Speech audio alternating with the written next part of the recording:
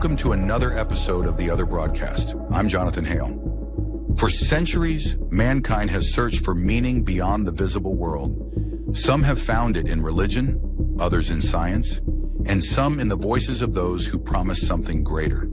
Throughout history, cults and secret movements have risen from fear, faith, isolation, and the desire to belong. They often begin with a simple idea that the world we know is incomplete and that only a chosen few can see the truth behind it.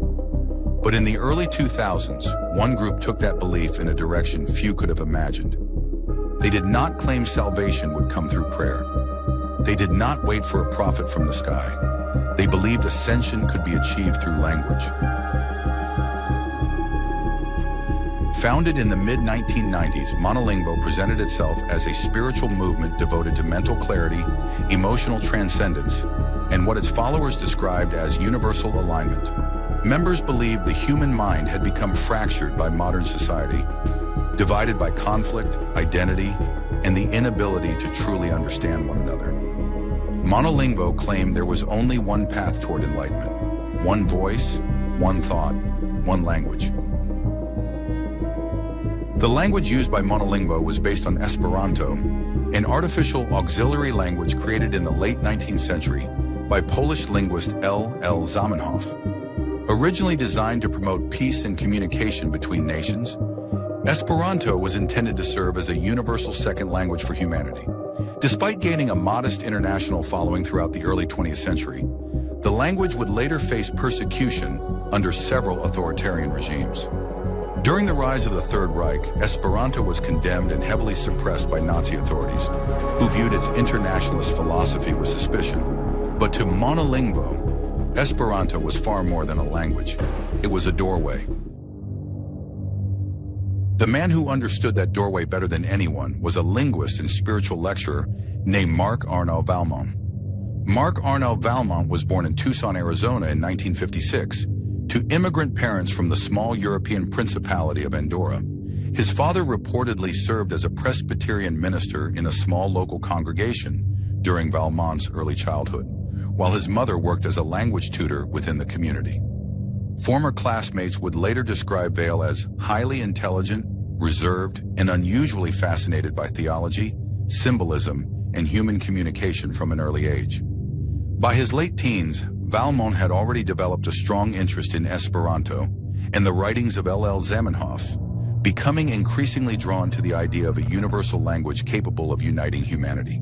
During the 1970s, he studied philosophy and comparative languages in Stanford University in Northern California before later earning a degree in modern languages from Northern Arizona University. But over time, Valmont's interests shifted away from traditional linguistics and toward increasingly obscure theories involving consciousness, collective thought, and the spiritual properties of language itself. By the late 1980s, Marc Arnaud Valmont had reportedly become deeply involved in occult philosophy and esoteric spiritual movements. Former associates claimed his interests had shifted away from traditional linguistics and toward theories involving sacred speech, symbolic repetition, and the hidden psychological power of language. Valmont became convinced that human language was not merely a tool for communication, but a structure capable of influencing thought, emotion, and even reality itself. According to former members of Monolingvo, Valmont believed modern civilization had fractured the human mind through division, identity, and conflicting languages.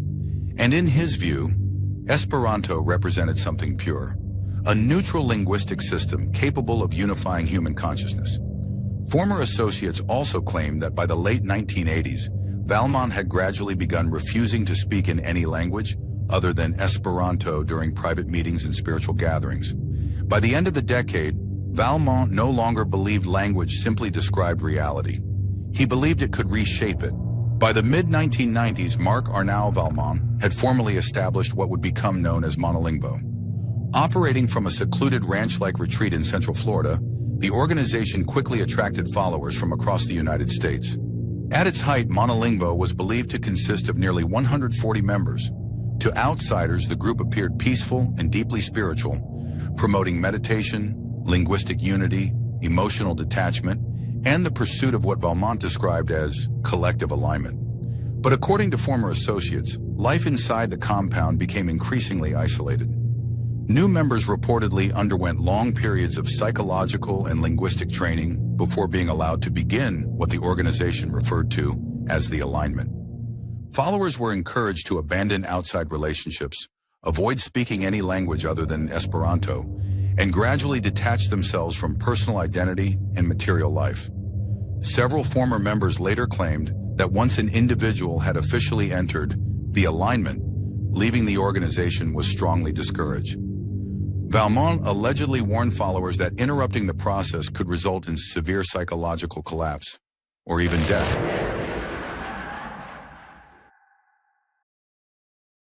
During the production of this report, the other broadcasts obtained access to several controversial security recordings allegedly recovered from inside the Monolingvo compound. While the authenticity of some footage remains disputed, the recordings appear to document physical abuse, psychological punishment, and in certain cases, what investigators later classified as possible homicides occurring within the retreat itself. The following material may be disturbing to some viewers. Viewer discretion is strongly advised. Basta pollo kia mi arbertas vin. Parulu nur en Esperanto. Fikulo, kio mi diris? Kio mi diris?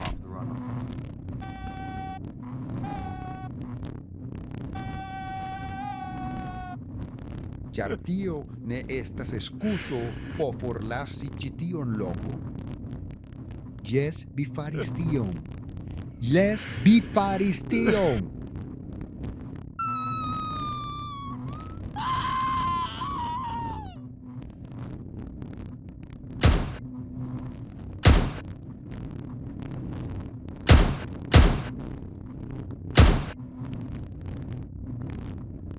By the year 2003, Monolingvo was no longer the same spiritual movement that had once attracted students, linguists, and seekers of purpose from different parts of the world. What began as a philosophical community centered around Esperanto slowly transformed into something far more extreme, far more dangerous. Surviving members describe Valmont as increasingly obsessed, more isolated, more aggressive. He slept very little. He spent entire nights writing theories about neurology, memory, and human language. Valmont claimed he had discovered a specific region of the human brain, a kind of linguistic core. According to him, if this area was properly manipulated, a person could permanently forget every language they knew, except Esperanto. What happened next would mark the beginning of the end. In private, Valmont began performing what he called the final alignment, an internal procedure that, according to former members, involved violently interfering with certain areas of the brain. Monolingvo never publicly used terms such as lobotomy. Inside the cult, the procedure was referred to as the liberation.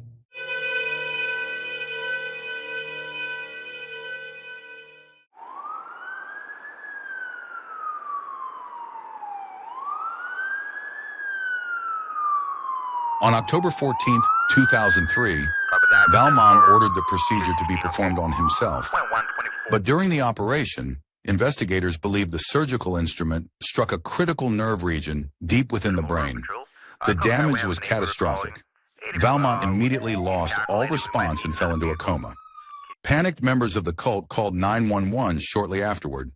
Authorities from Highlands County, Florida arrived at the compound hours later. Several members were interrogated. Others were arrested. The Monolingvo ranch was permanently shut down. Marc Arnaud Valmont never regained consciousness. In the years following the collapse of Monolingvo, Marc Arnaud Valmont remained hospitalized under permanent medical supervision at the Orlando Regional Medical Center. He was connected to life support, unable to speak, unable to move, trapped in a deep coma caused by catastrophic brain damage. For nearly 2 years, nothing changed. Officially, Marc Arnaud Valmont was considered neurologically lost, but in late 2005, something strange began happening. A night shift nurse reported subtle repetitive movements coming from the fingers of Valmont's right hand. At first, doctors dismissed them as involuntary nerve activity, but the movements continued. One physician recognized the pattern almost immediately: Morse code. The hospital staff began documenting every sequence of finger movements recorded during the night. One phrase was finally translated: "Mi menso estas malfermita." My mind is open. But the messages did not stop there.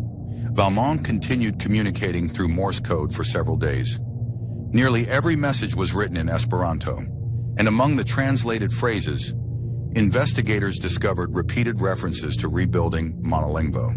One message reportedly read, "Uzu la codon por restarigi Monolingvon." Use the code to restore Monolingvo. Former members still believe Marc Arnaud Valmont achieved something beyond human understanding. Others believe he simply lost his mind. Several former members disappeared shortly after the investigation began, and some continued believing he had succeeded. As for Marc Arnaud Valmont, until this day, he never regained consciousness. Whether Monolingvo was a failed spiritual movement, a psychological experiment, or the final descent of a deeply disturbed man. This has been all for tonight. I'm Jonathan Hale, and this has been The Other Broadcast. Until next time.